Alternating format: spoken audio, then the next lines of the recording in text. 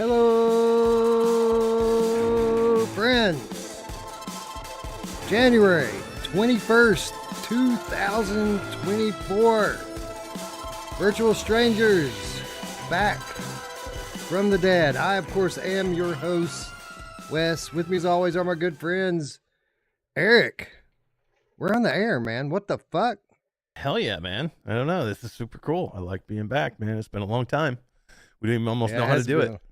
It's been a minute. It's been a minute, Ruuts. I broke one of the rules. You're not supposed to say fuck within like the first 5 minutes, or else you get in trouble. And what a way to start off the new year, huh? Yeah, I just said it twice just by saying it again.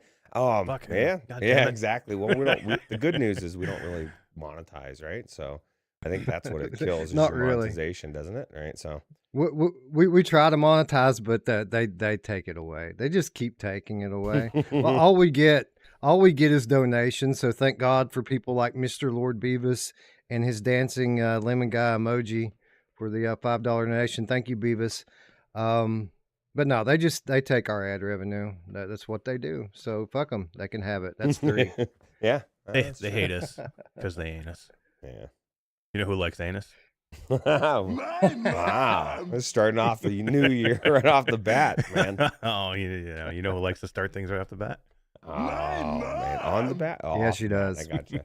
Yes, she does for sure. So we're back, and we're back for no other reason other than that we're just ready to be back. Like we were supposed to do 2023 show today, and to be honest, we could have pushed hard yesterday, and just came in the day blazing with the 2023 show. But the fact of the matter is, we talked about it, and so do we want to just come in with no promotion and not saying anyone to 3 months? And just kind of half-ass a couple of things and get the 2023 show out there? Or do we want to come back and say, hey, everybody, we're back, and then come back a week later taking no shortcuts with a banging 2023 show, even though it will technically be the end of January? But nobody talks about that. We can pretend it's December and come back with a proper show next week, and that's what we decided to do. And I think we did the right thing, Ruuts. What do you think? Yeah, I think it's the right call. Give people a chance to. I mean, what's the difference? We're already this late anyway, and gave people a chance, like Bluebell and Spry, to watch their teams. I think they both their teams won today. I don't know. Don't follow too much, but people are excited in the Discord. So yeah, I'm excited. Did you see in the Discord? There's actually talk in there that there was going to be no show, like that. There was no game awards. I don't know where we saw. I don't know, man. I Somebody just started rumors? Yeah, I maybe it was a misreading, or maybe I'm misreading. So, when we say that we're going to do something, I like to follow through with it, to the point that if we weren't going to deliver the 2023 show, like if I was unable to deliver on that, I probably just would have never came back and did another show like that. And believe me, I've thought about that. I considered it a couple times during this 3 months. Like, I don't know if I can do the 2023 show, so I just don't know if I can do this anymore. But we did it. We're back. I think we're going to put on a banging show next week. Today, we're here just to kind of hang out, shoot the shit. I mean, we didn't number today's episode just because we're just coming back to say hi, pretty much. Eric, I mean, we missed them, right? We missed people. We needed to say hello. We did. And to be fair, I mean, I don't know if you want to tell everybody what's going on. To be fair, I mean, you've had probably the craziest 2 months that, anybody has gone through. Like, we have all had family issues. I mean, many people know my issues of my mom passing a couple years ago and having all kinds of health issues. And it takes a toll on you personally and mentally and physically. And then, I don't, like I said, I'm not going to speak for you. I don't know if you want to say anything, but I mean, then work. I mean, we've been probably the busiest we've ever been in what we're doing at Impact Reality. And you're a huge part of that. And that means you're probably working more now than you ever have. So it was difficult. It was just difficult. It was difficult for Ruuts, I'm sure too. And myself. So, we're doing the best we can, but you know what is great is it's our channel. We can do whatever the fuck we want. We're gonna do it. Wow, that's one thing do. We always go with the flow. I think better than a lot of channels. We go with everything that whatever happens, right? So So yeah, what you say is true. Like, my dad's been in the hospital for 2 months now. He's still in the hospital. Been pretty close to death a couple times, and that's been a lot to deal with because I'm the guy that has to try to find out what his bills are and make sure they're paid, and then I have to be the guy that's in touch with the hospital and giving permission to do this procedure and that procedure. It's been a lot, just that. And then, you're right. Impact's been booming. Had a ton of work to do with Impact. Christmas came and gone. And I don't know if anybody knows about Christmas at my house, but Christmas at my house meant building 4 gaming PCs. It's a lot of work, right? Hell yeah. That's a lot of work. Yeah, that's a lot of work. We just literally wrapped that up this week, like getting the last one together. And then we went to Vegas for a week. I mean, there's that. That takes some time. So yeah, I haven't had a whole lot of time to work on the 2023 show, even though we picked winners, I think 3 weeks ago or something like that. I haven't had a lot of time to finish it all up, but we did shoot a segment, one of the pre-recorded segments, last night. We're going to try to get another one or two in this week. Oh yeah, it was a great segment, wasn't it? Like we had to get off there because it was so late last night. I didn't even get a chance to talk to you guys, but damn, that was so good. Like, I don't think you could cut anything out of that, even if you wanted to. I think it was like people are gonna freak when they hear that segment. I just thought it was really good. Yeah, it was really good. Yeah, and the guest he messaged me again today to thank me for allowing him to be a part of it, and it was awesome. Agreeing that it was awesome. And so yeah, I think it's going to turn out good. People are going to like it, as they typically do when we do these year-end shows. But as busy as we've been and all of this, that's not really why we're not doing it yet.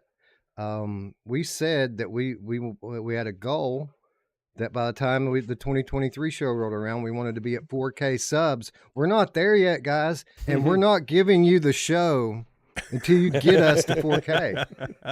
It's only 40. Go beat down some doors, man. It's only 40. Come on, man. 40 more people. Come on, you can do that, right? Yeah. You know who else can do 40 men? Oh wait, no, we said 40. Never mind.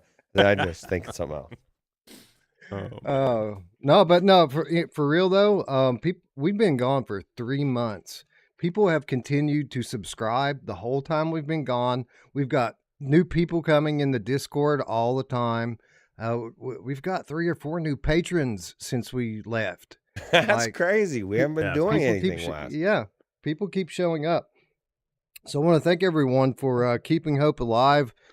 Staying in the community and keeping things going while we've been away. We love you guys. You're awesome. We say that you're the best part of what we do. The best thing that we've ever made was our community. So thank you, everyone. Thank you to people like, I know I've seen some stuff going around. Man, Bear, Pig, Game Cat with the $1.99 donation saying, hey guys, Happy New Year's. Hey, Man, Bear, Pig, Game Cat. Missed you. And then Tatum, of course, 2024, new year, new strangers. Let's go. $4.99 donation from Tatum. Thank you, Tatum, for being here, and thank you for donating. Thanks everybody for just kind of holding it down while we've been away. Things are still crazy in the background. Things are still tough to do. But I feel like we just need to get back on the horse, and things will normalize for us, right? This is kind of the thing that keeps us even keeled, that keeps us on pace. And if we come back here and we start doing shows, everything else is going to work itself out. So we're back on a weekly basis starting now. Thank you very much. Thank you, Grandpa Barbecuer Game Cat with $5 Australian. Says, awesome, great to see you all back. Glad you all took the time for yourselves. All the best in the months ahead. All. Thank you, Grandpa. Thank you for the donation and the kind words. But Ruuts, I don't know about you, but I feel like things aren't going well if I'm not here doing this. So I'm glad to be back. Yeah, absolutely. Definitely a little bit more structure. I didn't know it'd been 3 months. You said that last night, and I was like, holy crap, dude. We said it was almost November, right? November? Yeah, early November. Wow. We've done 1 or 2 in that interval. We came back and did the nominees episode at the beginning of December. So I guess it's technically been about 7 or 8 weeks since we did one, but it's been early November since we did regular weekly shows. So that's what I mean. No. Radio Runt coming through with $5 says, "Hey guys, keep up the good work." Well, hey, Radio Runt, thank you for being here. We went on a little early compared to what we had been doing before we went off the air, right? Like we're in before midnight, so I feel like we're on early. Well, Dee specifically said she was actually kind of happy because usually she's, wants to go to bed because she wakes up so early for work and ends up missing part of the show. So yeah, hopefully maybe we can get into a routine where we can try to be a little bit early every week. It's kind of, it just seemed like near the end, it was like all of a sudden just kept getting later and later and later. Yeah. And just, I guess sometimes that just happens, but. Yeah, well, things started getting crazy before we even went off the air. That's what happened, basically. That's true. That is true. We couldn't find a minute to get a show in, so we just went on whenever we could. But yeah, hopefully now that we're back, we won't be coming with the post midnight shows anymore. I'd like to get back into the early evening if it's possible. We'll see how that goes. But hey, we weren't even like 5 minutes late this time either. Like normally we put up a time, we're a half hour later getting started. We were like we worked out late today. We worked out all of our audio shit last night, so we didn't have any audio problems. Yeah, tonight. Good job, Mash. Figured out what was the audio issue. No more. Yeah, it only took me 2 hours into the segment last night until I figured my audio out. But hey, it worked. It worked out. We got a couple more super chats there. You got Radio Run too, I think. Yeah. Well, we just called out Radio Run, but Rondo with the $5 donation said, "I missed you all. Nice to see you back." We missed you, Rondo. Absolutely. Thank you for saying that. Skate Portal there as well says, "Wow, is this real? I can't believe my eyes. Missed you fuckers." That's 5, nice. By the way. Well, we're well past 5 minutes though. I think we're 15 minutes. We're safe. Yeah, something like that. Yeah, so we're not here for a full-blown show. We just wanted to come in and say hello. Let everybody know that the 2023 show is going to be next Sunday. And to tune in, tell the world, tell the people. I'll put up a show page in like a day or two so that we can spread the word around that we are back, and we are indeed back. And next Sunday it's official. But I did bring with me a couple of headlines that we can talk about before we sign off. But before we do that, let's say hello to our friends in chat, like Le Cool Guy, who says, "We love you, Wes. We love you, Le Cool Guy." Awesome Tatum is here, as is Gustavo Barandas. Nice. Gustavo Barandas. That's a good question. Hey guys, if you had to pick between pancake lenses or Fresnel lenses with OLED panels, which would you pick? I love OLED black and colors, but the clarity on the pancake is a greater advantage to me. Me personally, I say it depends. It depends on what I'm playing. If you have them both here and you have the option to go with one or the other, there are some games that I just couldn't put the OLED down for, but for everything else, like those pancake lenses are pretty awesome. Ruuts, what do you think? I agree, except for I got the best of both worlds with the QLED Quest Pro. I get the pancake, and it's not traditional OLED, but it's close. But yeah, no, I agree. There's just certain games that look better. I look at OLED completely different now that I've been looking at a OLED monitor for the last several months. The colors are just, it just still blows me away in everything. And I really, really want something like Bradley. Sadly, it's Bradley has in his big screen. I want that type of OLED in my. I don't know if I want the FOV, but big screen sticking around. Amazingly, I thought it would fade away. But, for everybody but Todd, it's sticking around for everybody but Todd in Canada. Can't get a big screen to save his life. For real? Yeah, we had Brad on Thursday, and we were talking about screens and lenses, and he's just a huge micro OLED fan, and he's got that wasn't one of the choices here, but he's got me so excited for micro OLED that with this new Apple Vision Pro, that I just can't wait to see what this looks like. And now it's not going to be for gaming, but I mean it's definitely going to be for media, and watching media on these micro OLED lenses is I think it's gonna blow me away. Like literally Brad was like giddy. Like before the show, we got, we started, we were kind of like just in the, hanging out and getting everything ready. And like, he was literally like, I can't wait. I can't wait. I can't wait. Like, he was literally like, I thought he was going to jump out of his skin. He was so excited. This was like, Wow. the night before the pre-order opened on Friday. So I'm super excited over micro OLED. But Wes, I don't know if we weren't together when we went to the booth for Pimax, but did you see, we're talking about lenses, did you see Pimax's new 12K lens that they're kind of like boasting? I didn't do the 12K. I did go to the Pimax booth, but I didn't do the 12K. I did the crystal. And to be honest, I didn't do the demo to do the crystal. I did the demo so that I could play Returnal in full 6 degrees of freedom on the crystal. And that was fucking awesome. Yeah, it was. It was cool that they had the UEVR running on the crystal there. Elliot had that running. How big is that? They don't want to interrupt, but I wasn't there, so I don't. How big is this headset? Because that's my biggest thing. Like, even this Quest Pro is just too fucking big for me, man. I want. How big is the crystal? You mean? I'm the longer I'm in VR, the more I want a lighter headset, and I feel like Pimax, and I know Brad agrees, is going in the opposite direction. Their headsets are so fucking big, and I almost don't want to wear a Quest Pro. It's too big. I want something smaller, sleeker. I want big screen or something like that's lighter, to where I almost can't feel it or tell that I'm in VR. Yeah, the Pimax is big. The crystal's big, and the 12K is going to be the same exact footprint of it, so it's not going to get any smaller. It's big, and to me though, it's not any bigger or heavier than the Index. But I wouldn't wear the Pimax for like Beat Saber or for Pistol Whip or anything I'm going to move around a lot in. But if I'm going to be seated and it's not going to matter, I'm okay with it. If I'm not like dodging my head around, and so. And I think Pimax is really leaning into sim. They've kind of really leaned into that we are a sim headset, because even at the booth they had almost every demo was a sim racing cockpit or a flight sim cockpit. So I think they're really leaning into that, and I think that's where it actually can be successful. Like, we're all like, Pimax, that's always something with Pimax, but this is one place where they can be successful, because there's not really another sim headset out there right now, literally. Because if the G2 is going to be going away, there's not going to be any support for it, which is the G2 was a go-to to a lot of simmers.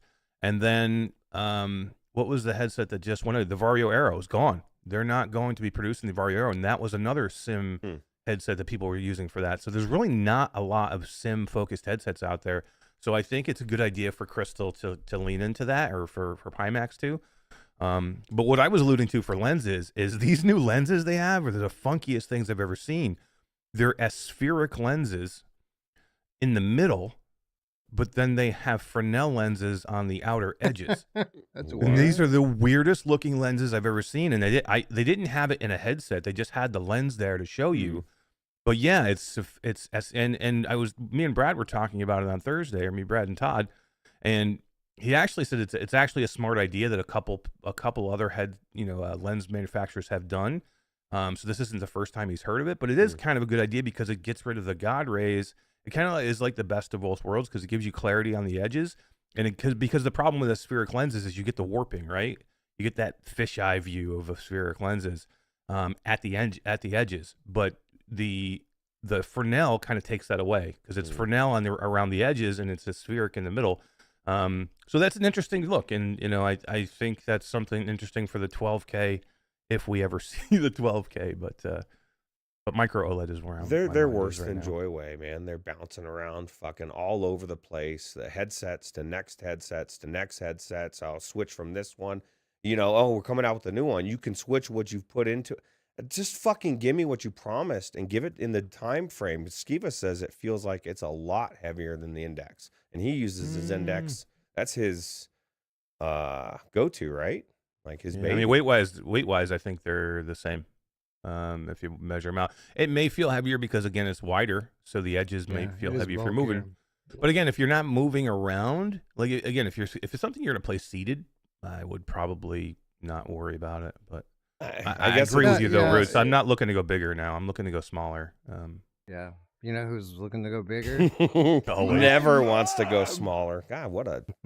Oh, you know what's funny? I this is my thing, is like, I'm looking at the first article, which I won't say anything about it because we're going to be going to in a second. But like it's that kind of thing that I would never want to have. I want a lighter headset, like to offset what I normally would do with a monitor. It needs to feel like I'm not even wearing a headset. Like for me anyway. So I don't know. Well, we're getting there. For the simmers exclusively, I mean, G2 is still going to be around a little while. We're talking about, I think, next year sometime. They said that support would officially end for it. And for what it's worth, I'm skeptical because they said WMR. Like they said, WMR is going away. So I'm skeptical that G2 is just going to not work one day because they call it a hybrid, a WMR / Steam VR headset. So I think that it's probably still going to keep working. Probably might go down for 2 weeks while someone builds a new tool out for it or something. But I think it'll still work. But even if it doesn't, I mean, again, we're talking a lifetime in terms of VR years from now. So there will be new headsets by then. Right. And I would imagine that there'll be a new Valve headset by then. So I'm not super worried about it. And I don't think that that many of the PC enthusiasts are either. I think there'll be plenty of headsets to go around. Philozix is here. VR Spry Guy's here on his birthday. What's up, Spry Guy? What's up? Happy birthday, Nice. Happy birthday. Artful's here. Skiva's here. What's up, Skiva? Hope you're feeling better, brother. Mepper's here. What's up, Mepper? Michelle B is here. Mr. Lord Beavis. Looper, the Underground Game Cap, says, is Vive XR Elite any good? It's all right. It's okay. It was amazing a year ago. Today it's just kind of all right. Hussein X is here. Assassin 32 VR says, I haven't heard my mom in a little while. Well, you're not listening, bro. She's making noise all the time. She's getting all over the place. You know who always hears my mom? Oh, yeah, she does. She hears it all the time in her head, probably. What's up, D? D's in the house. John Crusher is in the house. If I ever heard a pro wrestling name in my life, it's John Crusher. What's up, John Crusher? Who else is here? Scroll. Let's see. Distracted's here. What's up, Ted? Mind Jive is here. What's up, Mind Jive? Eric, somebody says they want to know if your background is real. That is absolutely Eric's badass background. I've been watching him build it over the last month or two, right? He just keeps adding to it. Super cool. Yeah, piece by piece. I still have my my Captain America shield is there somewhere. Yeah. Let me get out of the way. It's there. Yeah, there it is. That's cool. No, it's definitely real. I mean, the brick. Maybe not so much real. Maybe not the brick. It looks like brick, but it almost looks like brick. But yeah, I don't know how many headsets I have back there. I haven't counted them. I have a new one coming February 2nd. Crazy. We're going to talk about that too, by the way. JS is in the chat. Shades of Gray Matter in the chat as well. The Stig is here. Says, glad you're back. Glad to be back. Somebody wants to know if your background is real. I think it is. Wes's background is absolute. Look at how it's cool completely real. Yeah. It's totally real. Actually, it's really badass. It looks cool.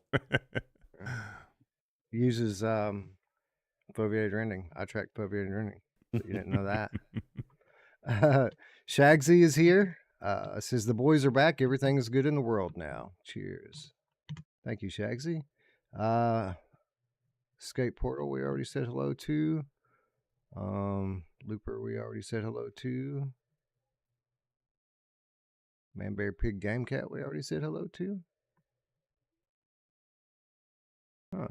Well, True Prophecy 22 is here. No, it's not it. Salvador's here. Oh, wow. And Jay the foveated rendered game cat That's awesome. is here. When is Dawn gonna come here? I've never seen Dawn in our stream. Dawn's gone forever. I'm feeling a little put off. We could have had Dawn here, Eric. Oh my God, I miss Dawn. I think we scared him. Dawn's gone forever. I think he's gone, man. He just came in and then he left. He left. He's like, I'm gonna give this VR a chance. Let's go to this podcast. And he's like, fuck what happened? That dank cheese is not gone. That dank cheese is right here. He's got some good names coming tonight, man. I gotta tell you, it's awesome. Yeah, awesome. Don't get me started on arcade cabinets. It just goes to show what I said is, we've got new people coming in, right? We go away, new people just keep on coming. That's amazing. It's awesome. Who else? Space Denison's here. What up? Little Ringer Jr. Q, the cat.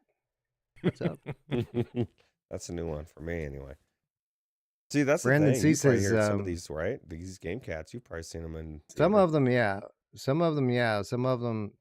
There's so many game cat. Game cat army is so huge that like it's impossible to know or see all of them. Like they're everywhere. It's crazy. That's awesome.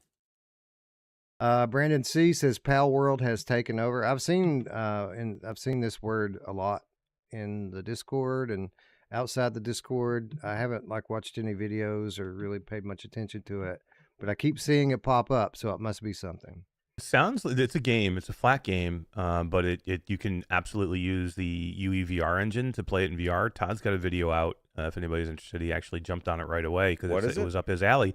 But this is your game, your type of game, Ruuts. I'm surprised you haven't heard of this. It's called Pal World. Oh, it's one of the fastest selling flat games on Steam, I think.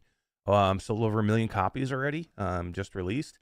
But it's like a Pokemon, from what I hear, it's a mix of like Pokemon and World of Warcraft and like a couple other genres all together to make this crazy world.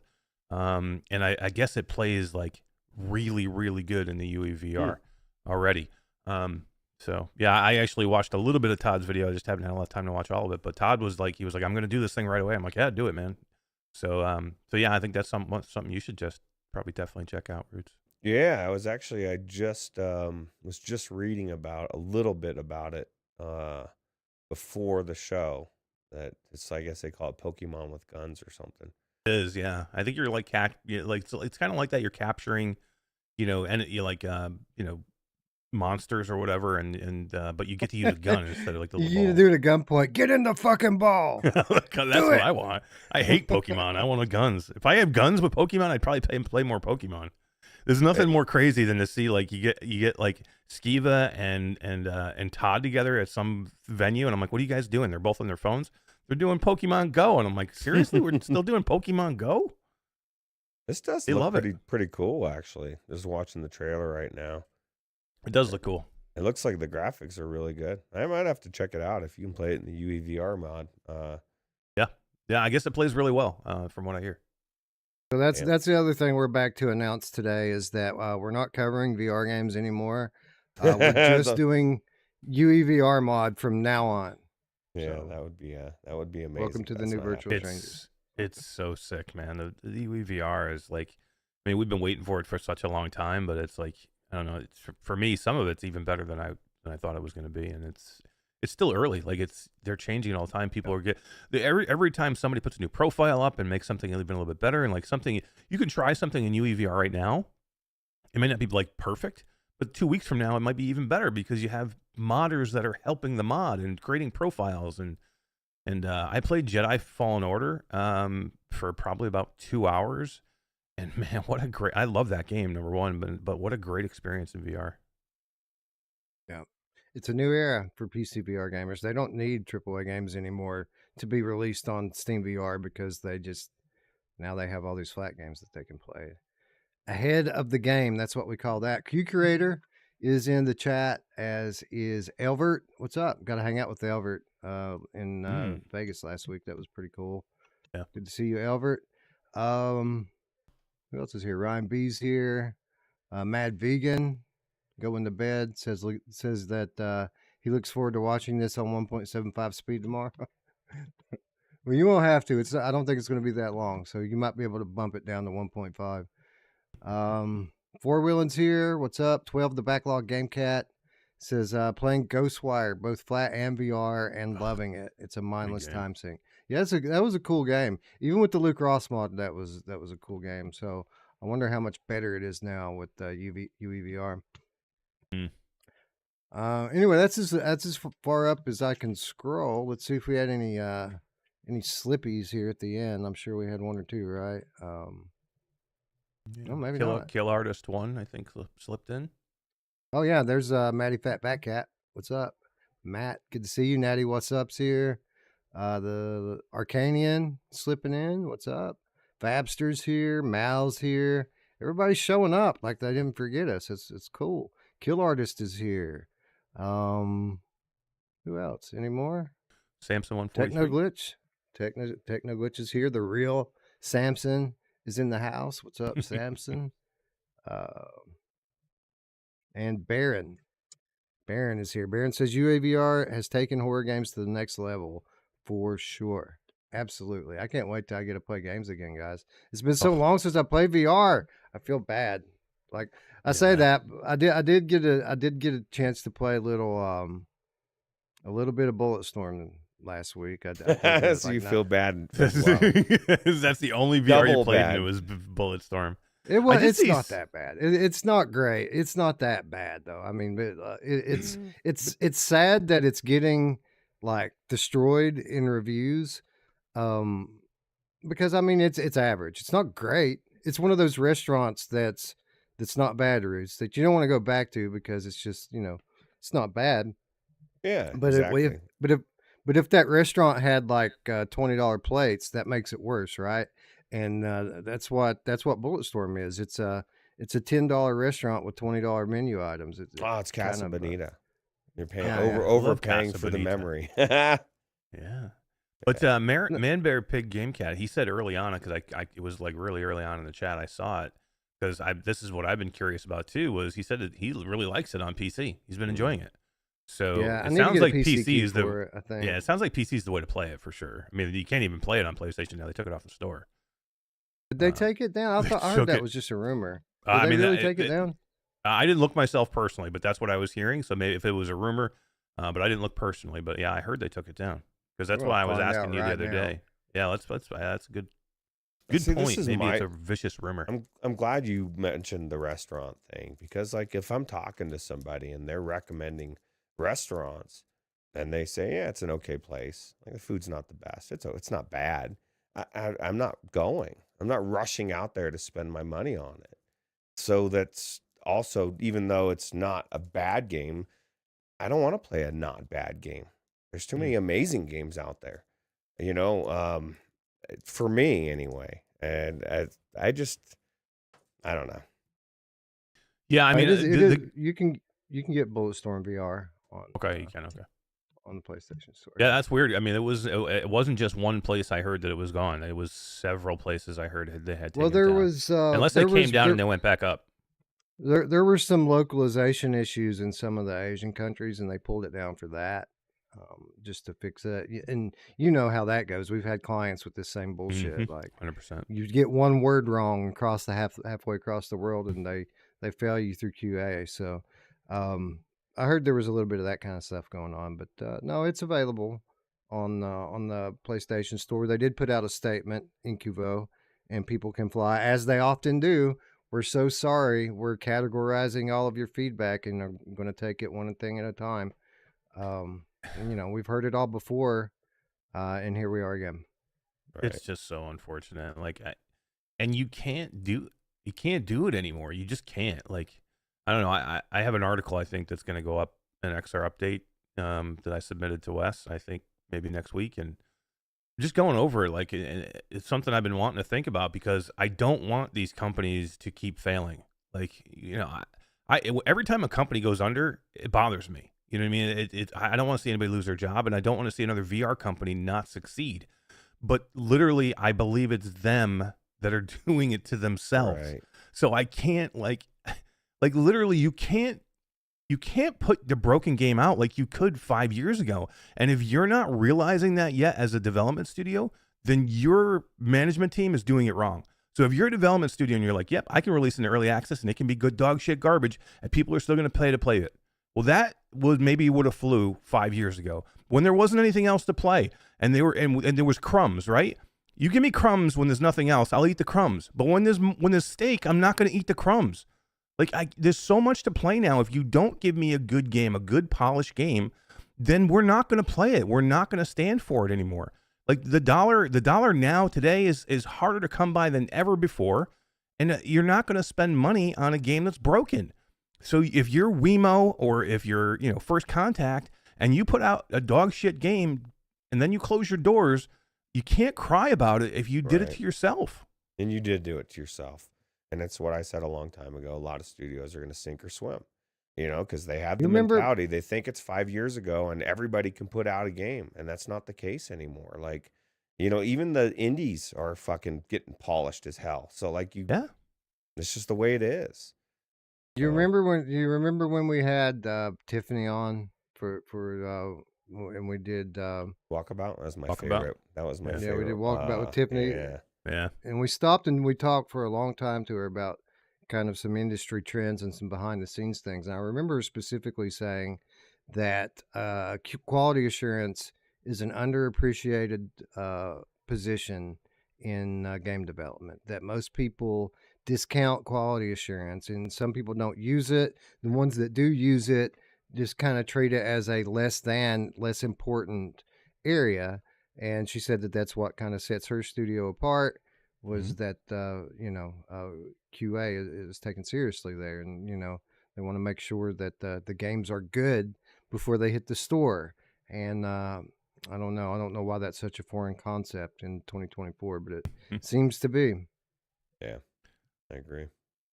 And if you're a developer out there and you don't have a QA department because you don't want to staff somebody full time for that, completely understandable.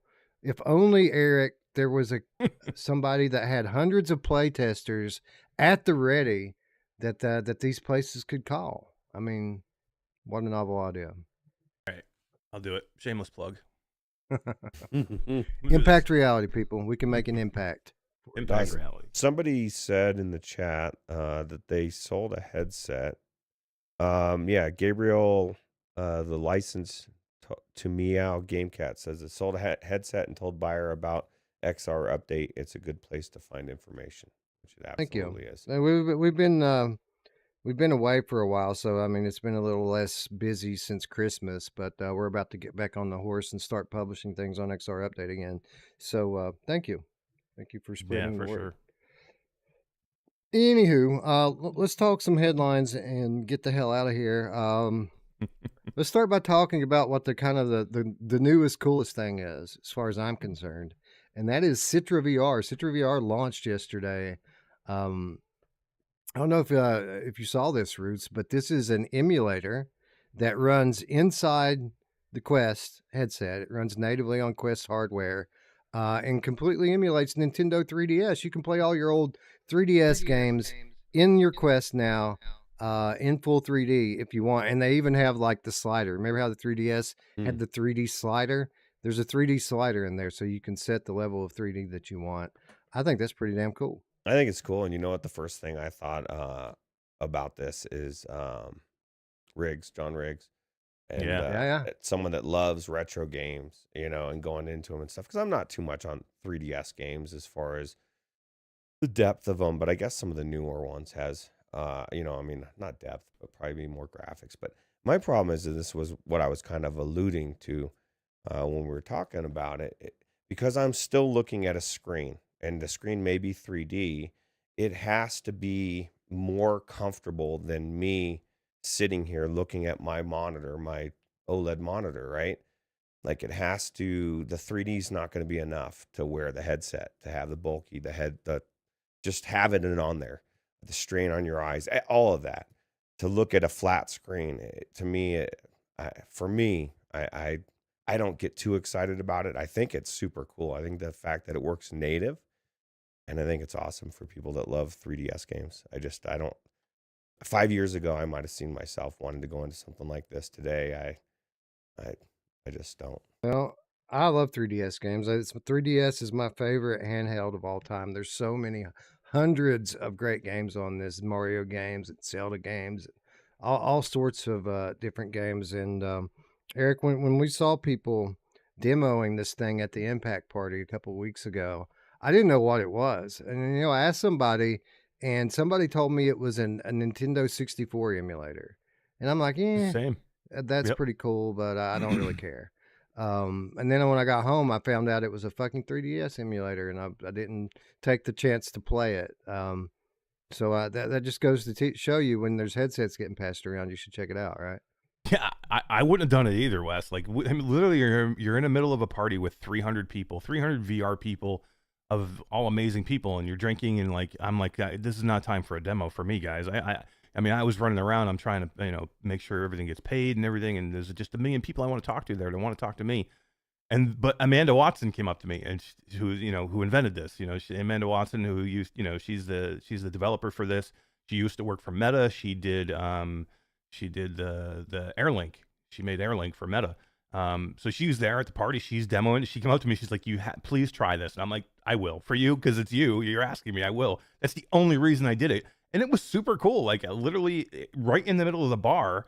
In pass through, you're seeing everything in my own environment, but I'm playing Mario Kart 7, and it was sick, man. It was one of the coolest things I've ever seen, and that it works natively is why I think it's super cool. But I get what Ruuts is saying. It's not, it's not full VR, but I think it's a step, right? It's a step in the right direction, and it is Nintendo. And when you add Nintendo into virtual reality, because it's been kind of like a thing that everybody's wanted for such a long time, it makes a difference, because you can't do it, when you want. You can't. It's just not available. So I don't know. I think there's a lot of people that will want to do it just because it's Nintendo, but being that it's on a standalone headset makes it super cool.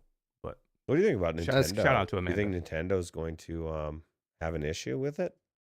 Nintendo's pretty. Eventually they usually will. But we've seen how overzealous they can be with other people who kind of push this emulation stuff, right? You have to be really careful, because if they can get you on any kind of legal loophole, they absolutely will do it. And I think in time, when we start to see Nintendo doing 3D and VR stuff again, which that time will come, we're going to see them clamp down on stuff like this. But in the meantime, we can have fun with it. The other thing that really excites me about it, other than it just running natively, Philosix kind of alludes to. Philosix says 3DS only went up to 480p. That's the other cool thing about this, is it fully upscales it. It's fully upscaled to HD. So it's taking those old games and making them look more like modern games, which is fucking awesome. Yeah. Yep.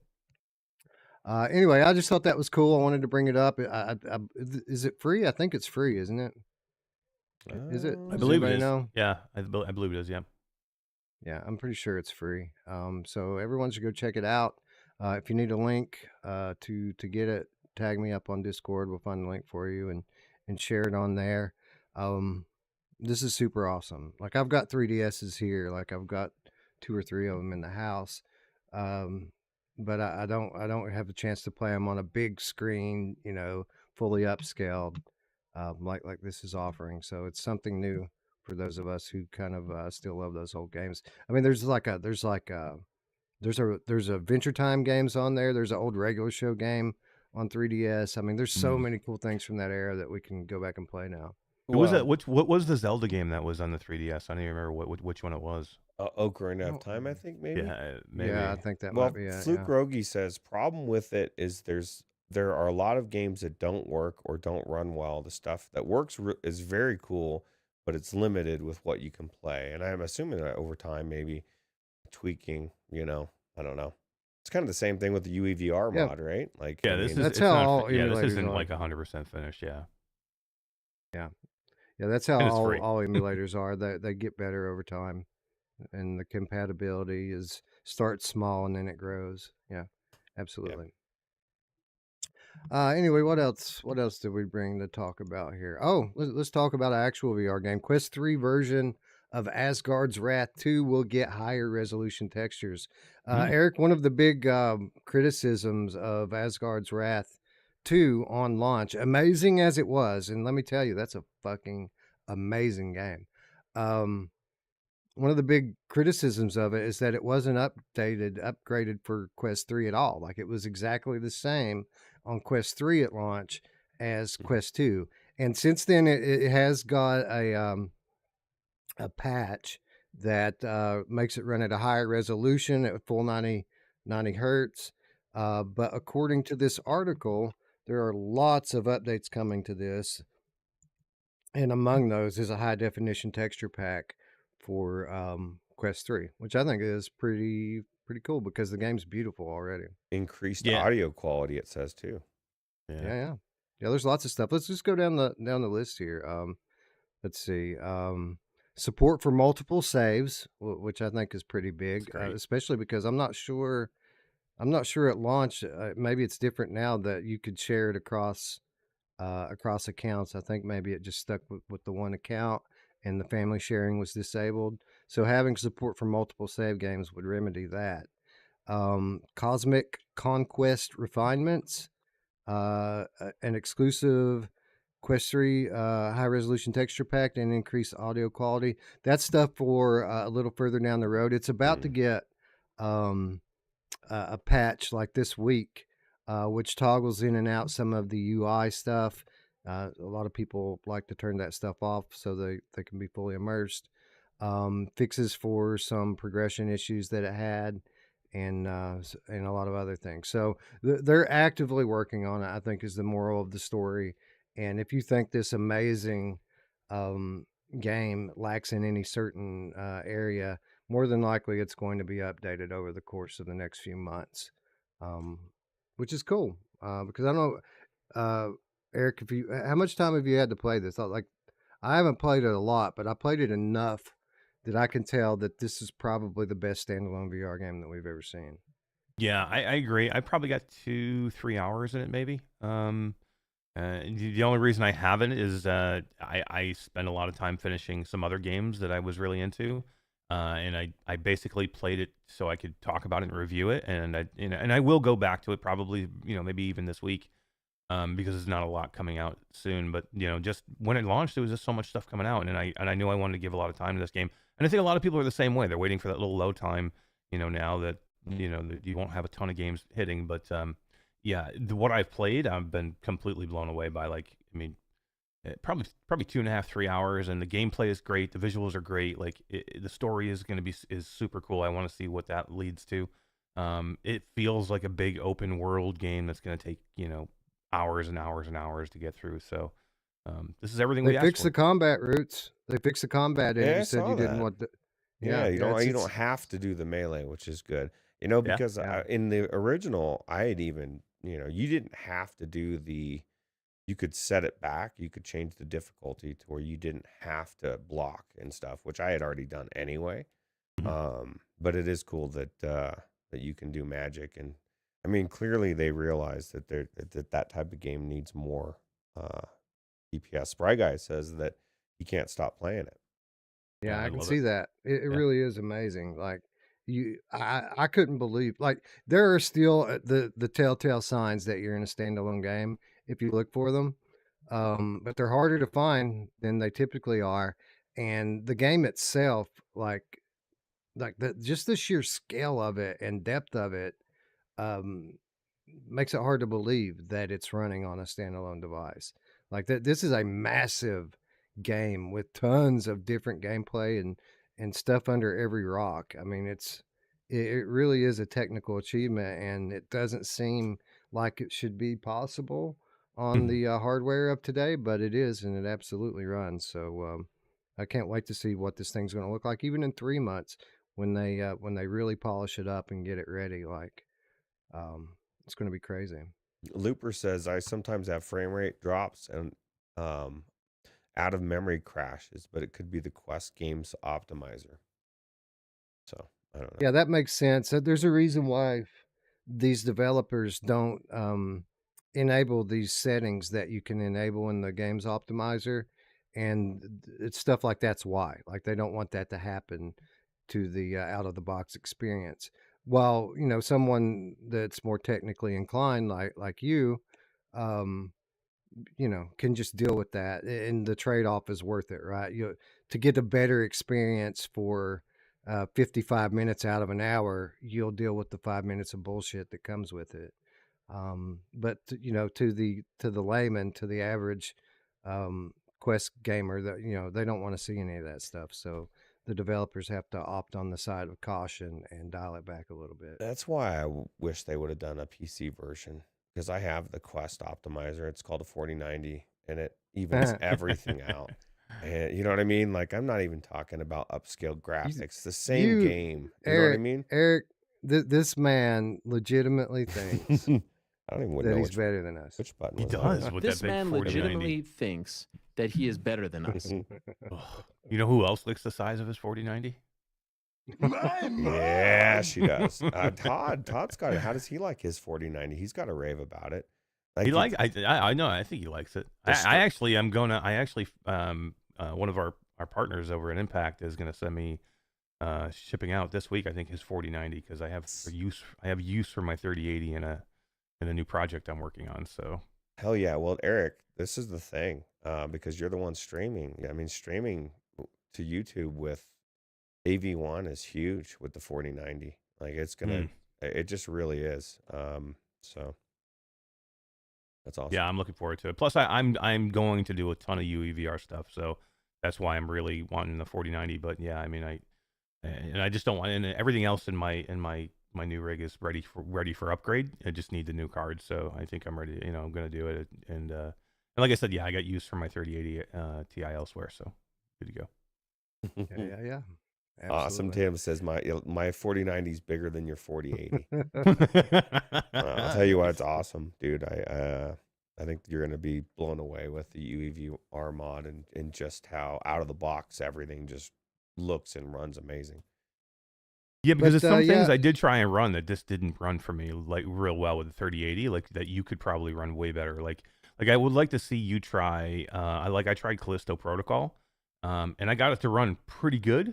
Just not as good as I think I could have got it to run. And I bet with the 4090 and the rig that you have, you could probably get it to run really smooth. Yeah, I'll have to check that out. But what you're saying is true, Ruuts. It's a shame that that it's not profitable enough for these studios to bring these games to PC and really optimize them and make them the best that they can be. But it's still an amazing game nonetheless. Like it's still worth your time, I think, if you have a Quest 3 especially. And who it's knows? smart. Maybe It's smart from Meta's standpoint. We've said for how many years they need to have exclusives. Well, here you go. Can't play it anywhere unless you have a Meta Quest headset. Yeah. So, and I almost put an article in here about Eye of the Temple. That guy showed us some of his sales numbers this past week and like his revenue, and like he was running a loss when he was just the Steam VR game, and even with him being like a mediocre like Quest game that only sold a little bit compared to like normal Quest standards, like over 70% of his revenue has come from Quest already, even though that game's been out on Steam for years. wow. So it just kind of goes to show you just what a difference in terms of platform, what a difference in sales it is to run on Quest. Like it's kind of a big deal. It's kind of, I mean, if you're trying to make money, you kind of have to be on Quest right now. As bad as we hate it, it's just kind of a fact of life. Yep. Unfortunately. Anyways, I didn't put it in here, but Vampire the Masquerade is coming to PC. Did you hear that? I did not. Yeah, coming out in like 2 weeks or something. Vampire the Masquerade is getting a PC VR version, Steam VR. Pretty cool. That is pretty cool. But something else is coming to PSVR to, I would like to say soon, but it's not that soon. A couple months from now, Akka, Arrh, I think it's pronounced, Akka Arrh, is coming to PSVR 2 in March. And we kind of alluded to this earlier because we got some leaks and stuff. It is now official. And for those of you who don't know, this is the latest game from Llamasoft, Jeff Minter, the studio that brought us games like Polybius and Moose Life. This is their latest title, Akka Arrh, and just from looking at the early footage of it, Ruuts, it looks like it's going to be one more psychedelic mindfuck on PSVR 2. Yeah, and well, I'll tell you what, Jeff Minter knows what the hell he's doing, and these gamers are the best at this type of thing, right? Like it says, so it's an actual game, right? It's not an experience, Yeah. or is it? Okay. No, it's it. No, it's a game. It's a full-fledged game, just like the others. 50 levels, increasing intensity as you make your way through each one. Amazing soundtrack. All the things Llamasoft games are known for. Yep. I'm completely forgot. I have a key for this. I got it when we were in Vegas, and I completely forgot. I Do you really? Yeah. Yeah. Well, we're under NDA. Yep. But yes, I've got a key too. Yep. Yeah. So we should get into this now, I think. Yes, we should 100% get into this and then not say a word about it until March. I know. How are we going to do that? I hate that. I hate embargoes. Yeah, no. But this is coming. People should be excited, especially people like me who love Llamasoft. Like Polybius to this day is one of my favorite VR games ever. I love it so much. And Moose Life, as good as it wasn't quite on the level of Polybius in terms of polish. Akka seems like it's polished like Polybius was polished. Yeah. It's a different type of game. Obviously, it's a different game, but it has that polish over it. It's not raw like Moose Life or Minotaur Arcade. This is a full-fledged polished release from Llamasoft, and that's why I'm excited about it, because these games, Eric, literally melt your brain when you're in the headset playing them. They do. They're sick. Jeff Mentor's awesome. And Michelle B says, is that an Atari symbol that in the middle? And it is an Atari symbol. Mm-hmm. And Wes, do you remember when we demoed Pixel Rip 1978? They were giving shirts. So that was done by Atari. That was it was Arrh, but it was also partnered with Atari. And remember in the suite when we were doing the demo, they were giving away shirts, and there was a Pixel Rip shirt and it was an Akka Arrh shirt at the same time. Yeah, they didn't have. I went the next day, and those were not there, and I'm very angry about it because I want that shirt. I want that fucking shirt, and I didn't get one. So, hook me up, Atari. Yeah, definitely. But yeah, Atari is involved with this as well. So, yep. Yeah. So the story of this game, this is actual. This was an arcade game from like the early '80s. That was planned for release but never got released. This is kind of like the lost arcade game.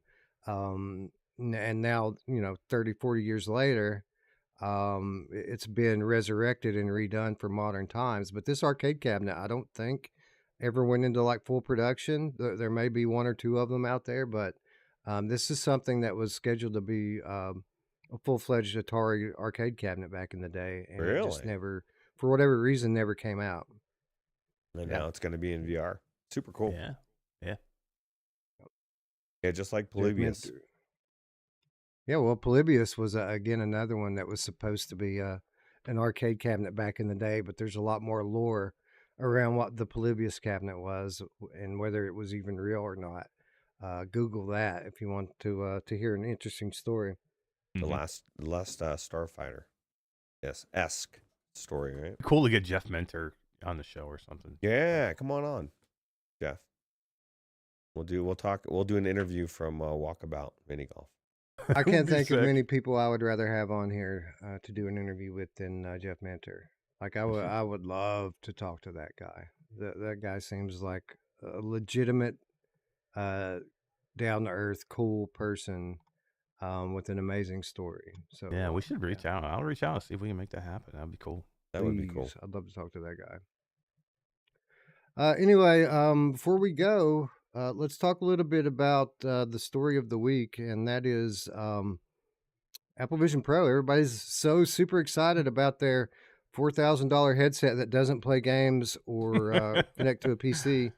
But it is going to be a cool tech demo, a cool, expensive tech demo for those out there that are getting it. And I want to talk a little bit about these immersive 3D videos, Apple's spatial video that people are shooting with their iPhone 15 Pro.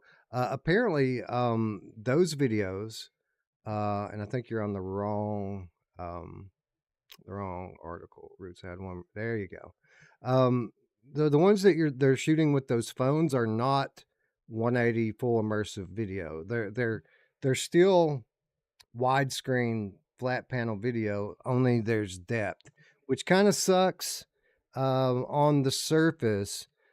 but apparently if you watch these videos, they're extremely high quality, and they're higher quality than most of the immersive 180 3D videos that are out there. So I'm going to kind of reserve judgment on these videos until I have a chance to see it for myself. And apparently you can see it for yourself right now, according to this article, because the YouTuber You Who, that is his name, You Who, um, has put up a video just that's kind of meant to demonstrate to people what the quality of these iPhone cameras are, and apparently it's pretty good. Um, well, I guess I should go to you, Eric, because you ordered one of those headsets. Have you checked out any of this video content yet? I'm just starting to get because there's actually apps in the store already for that you can look at, and you can't do anything with them because of course you don't have the headset, but there are apps that are popping up in the store now for the Apple Vision Pro, so you can start looking through them to see what they're going to be. And yeah, I mean, this is what you're seeing here, and some of these amazing videos that you're going to be able to see and do are a big part of what I'm interested in a lot in this headset. Like the media part of the mixed reality with this is something I'm absolutely excited for. I mean, 300 VR, not VR, but 300 3D movies available at launch. We don't have that on the Quest right now. If you want 3D movies on launch, you got to bring your own. This is going to be in there. It's going to be ready to go. This has got backing. It's got backing from a lot of big companies like Disney and things like that. They're going to have environments that are going to be in here. The entertainment part of this is I don't think is talked enough. Like the spatial computing is absolutely what Apple is pushing, but what you're talking about here in this article, what I would consider the entertainment part of it, which is video capture, video playback, this immersive video is something that I don't think is talked about enough. And then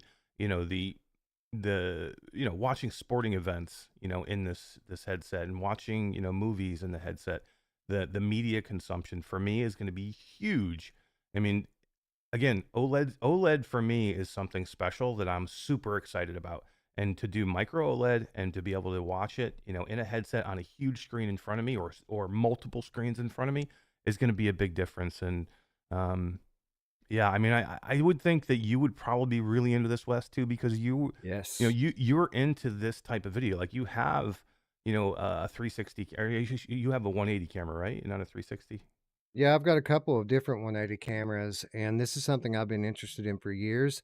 Yeah. And when you hear me on here, by the way, over the years, talking about this aspect of cameras, or that aspect of the 3D cameras, my source of information this whole time has been You Who's channel. So everyone should go check it out. This is the only one of those channels that I'm subscribed to, and he is the definitive source on 3D and VR cameras. That's You, HUGH, Who, HOU. His channel is amazing, and basically every time a consumer or even professional model 3D camera comes out, he buys it, tests it, lets you go into your headset and watch the video so that you can see the difference between this camera and that camera and that camera. And that's what he's doing here with the iPhone 15 Pro, is letting people go into their Quest headset and see now what that camera looks like and what kind of videos it makes. So yeah, you're right. With the lack of gaming in it and the lack of being able to hook up to a PC, that's the one thing, Eric, that I really am kind of interested in with Apple Vision Pro, is the 3D movies, the immersive video, and the fact that you can wear the headset and shoot video with it is pretty fucking awesome. Yeah, that's what Artful says. Coming to a wedding near you, some dude in an Apple Vision Pro doing your wedding video with eyesight. That'd be sick. I talked about doing this with my wife before, right before I started, like with Impact. One of the things we were talking about maybe doing is investing in like a professional grade 3D camera so that we could start shooting VR videos at like weddings and events and things like that, because nobody's doing that stuff yet. And it's absolutely coming, right? Like these people are going to exist probably in 5 years. So now's the time kind of to get into it. It was a bit too much of an investment to get a really good professional grade camera at that time, so we didn't go for it. But absolutely something that I'm interested in, and absolutely something that is going to be accelerated now that these headsets are coming out and Apple is in the space, so to speak. Yeah, and it's I was talking about the media part of it, and it's just one small part, right? Like the media it's just one little piece of what you're going to be able to do with the headset. You know what I mean? But it just happens to be something that I'm excited for. Doesn't mean I'm not excited for the MacBook Pro, the M2 MacBook Pro chip that's in it. That's basically a laptop computer that's going to be in this headset that you're going to be able to do all kinds of computing on. You're going to be able to run your everything you want to do on a MacBook or on a laptop. You're going to be able to do inside the headset, which is awesome. Somebody like Todd, or even I'm going to start myself doing some work inside the headset. That's going to be completely amazing. And then there's just a myriad of different things you're going to do. Like, again, micro OLED. Like micro OLED is something special. Like Ruuts has an OLED monitor now, and he'll tell you how much it's blown him away. How about gaming? Just regular gaming. I could just grab a gamepad, my gamepad, and game on a huge monitor in my headset but I'll get the OLED out of it.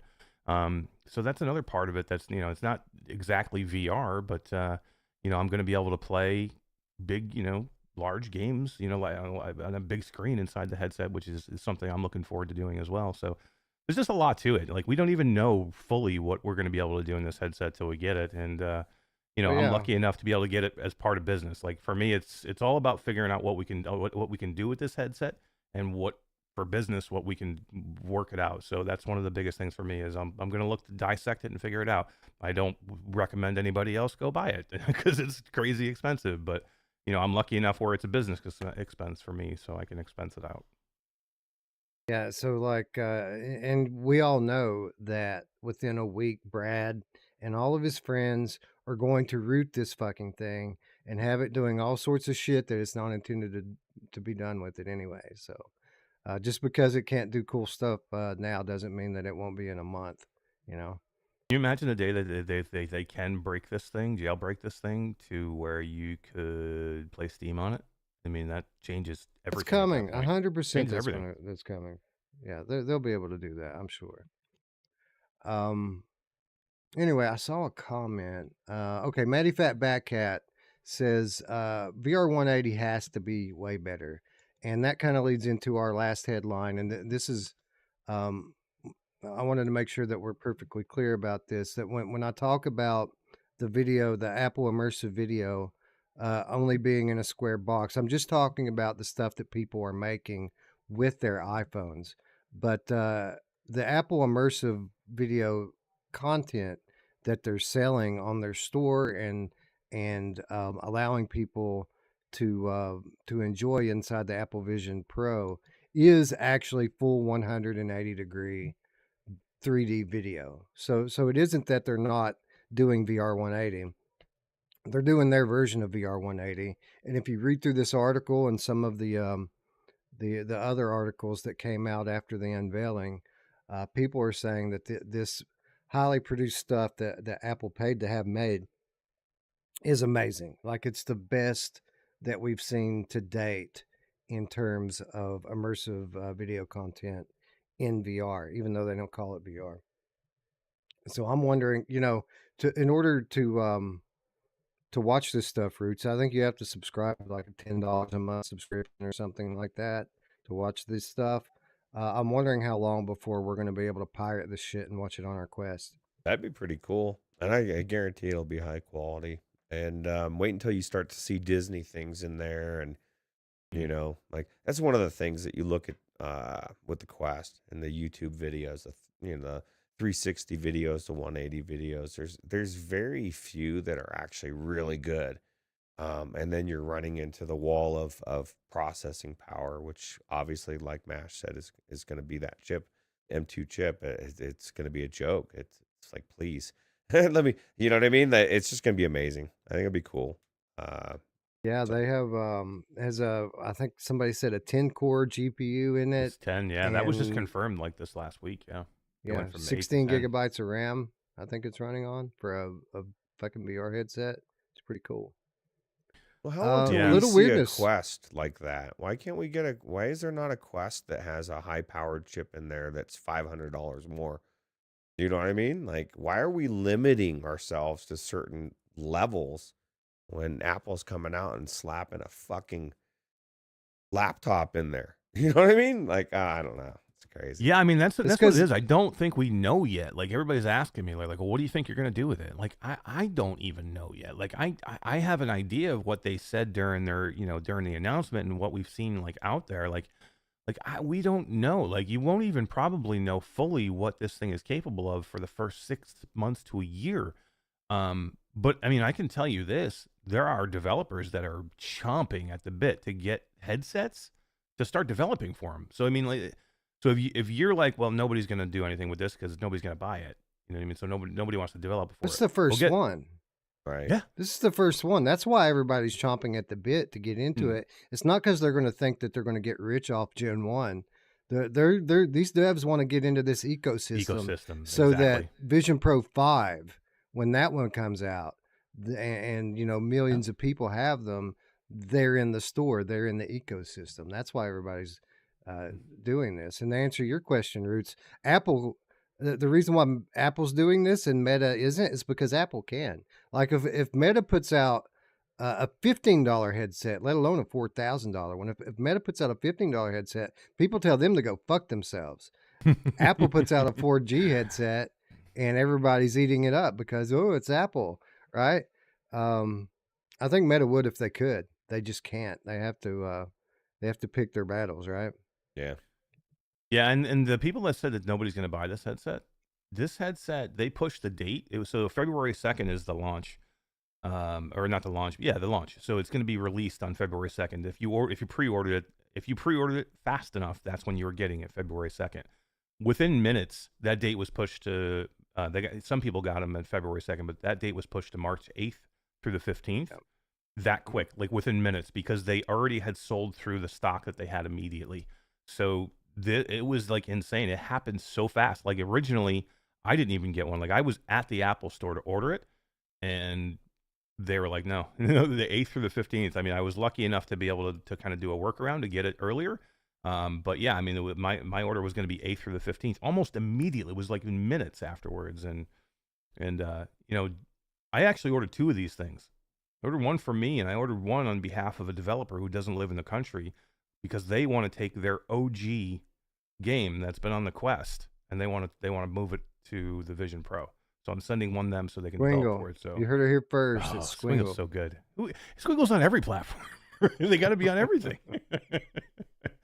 But yeah, I mean, literally, that's what I mean. People want, like what Wes said about being in that ecosystem. They want to be in the ecosystem. It makes sense. So there's going to be things on it that you don't even know yet. Like I don't even know yet. Yeah. Certain people are excited for this, other people aren't. I'm excited for the long-term ramifications of this, and I'm rooting for it to do well just on behalf of VR. Even if Apple doesn't want to be known as a VR company, this is a VR headset. No matter what they call it, that's what it is. They know it. Everyone knows it. So the success of spatial computing it goes one-to-one with the success of VR, AR, XR, MR, and the metaverse. It's all the same thing. So I'm excited to hear about what this thing can do. Hopefully one day I'll get to demo it. I'm not going to buy one. I need a new car. I need a lot of other stuff before I need one of these things. But I am excited to hear about it and eventually get to play with one day. I'll get to play with yours, right? Eric, that does not sound right, Wes. You know who else? Somebody who likes to play. You know who likes to play with mine? Yes, Absolutely, Wes. We don't live that far away from each other now. We could make a weekend trip and it work, and you can play with mine all weekend long. Your wife's gone right now, right? Absolutely, she is. Yeah, absolutely, she is. Yep. But I think that's a great point for you, Wes. Like, I know there's people out there like, this just sucks. This is stupid. You know, if you're a VR enthusiast and you want to see this market do well, you should be rooting for this headset, whether you're going to buy it or not. And I guarantee you most of you aren't, and that's okay. But you should still root for it. You should root for it to do well, because that means good things for us and what we want, which is more adaptation by other companies and the market, more acceptance by the normal, crowd who's not in our VR bubble. There's a lot of people that have never tried either virtual reality or mixed reality or augmented reality who are going to be absolutely blown away by this thing. And then maybe they'll get into it and maybe they'll go buy a Quest headset, because, they want to try the gaming part of it. So, I mean, this is good for all of virtual reality if this does well. And I think it will for what it is. I think it'll do well. I think this is a step. This is a step in a direction that we have to travel to get to where we want to be.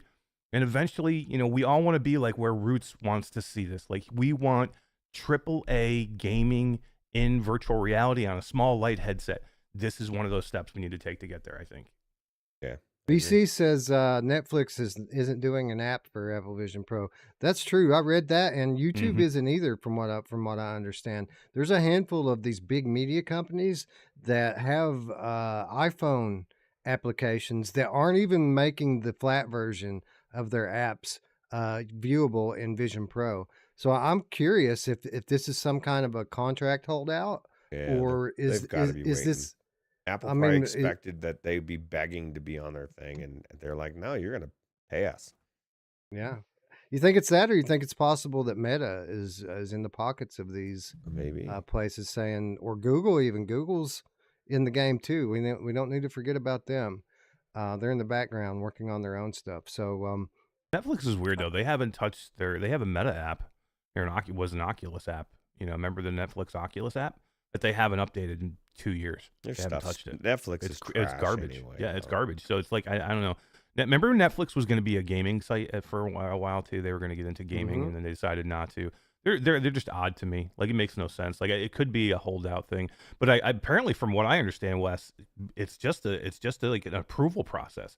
Like, if they decided to say yes, take our iPhone app and put it into the Apple Vision Pro, there's not even like a development cycle for it. You just have to allow it to work in there. And that's all it is. And they've decided not to allow it.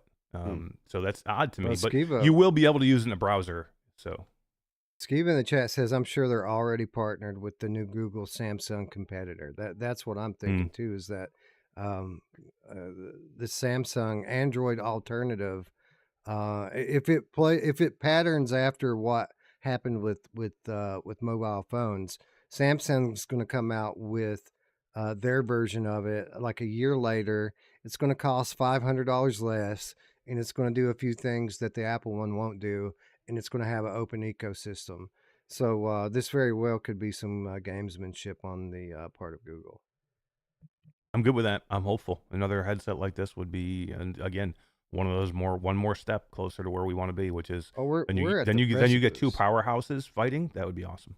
We're at the precipice, man. Like, even when I was putting together these articles for the show, there was an article on TCL doing a headset and an article on LG doing a headset. I mean, even at CES last week, Sharp had one. I mean, there's so many headsets in development right now, and they're all kind of vying for this same, MR space, right? Or most of them are anyway. So we're at the precipice. In the next 3 to 5 years, the actual metaverse is going to be born, and there are going to be devices of every which denomination for people to interact with it. The good news is we'll be able to travel when you're not when it's so expensive to travel. The peasants will get to go to those places in headsets, and that was literally a talking point in a WEF video recently that I watched, where they were talking about future traveling being more expensive tax wise for climate reasons. And so how you wouldn't be able to, for the people that couldn't afford to travel, they could still travel and with VR. And so I think that's, it's a thing as well. They can keep us all in our box, Ruuts. That's a good way for them to keep us in our box and let us fly all over the earth in the blink of an eye. Yeah. Sounds fun.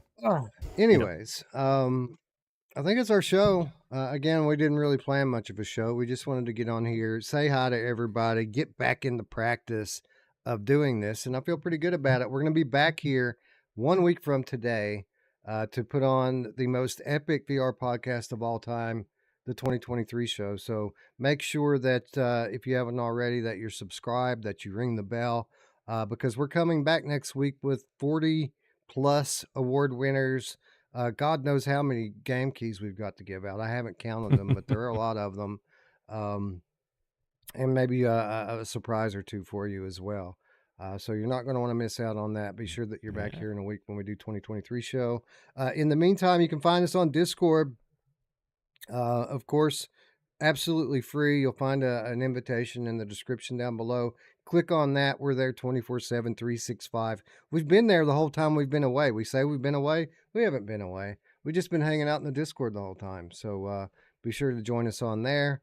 And Patreon, if you guys want to support us monetarily, help us keep going and keep growing, you can support us on Patreon, where for as little as $3 per month, you get absolutely nothing. That's the way it's been lately.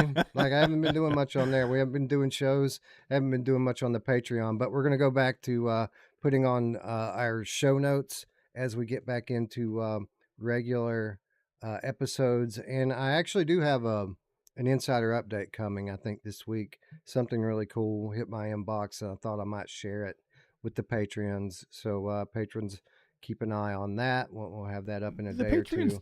They do get something. They get the feeling that they know that they get to help make this show happen. True. Yep, we can't do a lot of the shit that we do without the patrons. So that's right. And they gotta choose the winners for the 2023 show when we met up on New Year's Day, and they get their name in the ticker at the end of the show. And we have a new outro today, folks, because while we were away, we lost one patron, but we picked up like 4 more.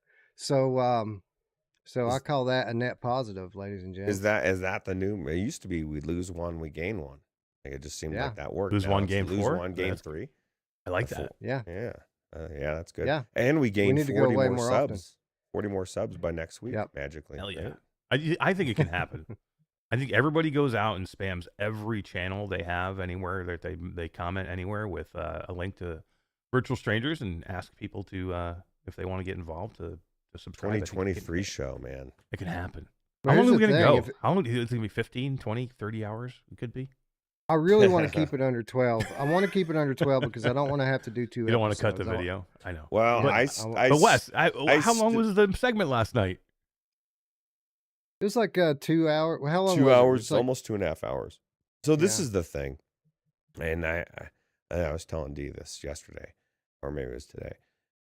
I think we should go whatever we halfway through it. Say if we want to go 12 at 6 hours, we should just stop it and start it, because the scramble at the end of trying to go through stuff quick and then losing stuff. I just think it'd be better to preemptively just say, you know what, this is going to be a 2-part episode. We're going to stop it, start it at 6 hours. And then that way, if it does go 18 hours, we're covered, you know? Or maybe we do this. Maybe we pick out a handful of awards, like 5 or 10 awards, and we call that like pre-show. And we do like the pre-show, and then we come back, and then we have the 2023 show with the other 30 awards or whatever. Yeah, we can do it however we, as long as we preemptively give ourselves that room so we don't hit that window or that wall. So. I know however long it goes, it's going to be awesome. And Maddie Fatback Cat is right, and Wes says that every year. That's true. He does. That is true. As long as Wes stays awake this year, we're good. That's not going to happen. That is definitely not going to happen. I got to have your wife like on speed dial.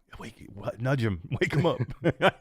We're going to get to 4K, and the reason why I know that is because if anybody wants to win the second chance giveaway, which is where most of the giveaways take place. Oh, that's right. That they got to be subscribed. So we're going to hit that number one way or the other, whether you want to or not. You are going to subscribe. Yeah, damn right. It's a good channel. You want to be here anyway. That's right. Anyway, with that said, friends, we'd like to thank you all once again for watching. For Eric and Ruuts, I'm Wes. We'll see you next week. Bye. Take it easy. See you later.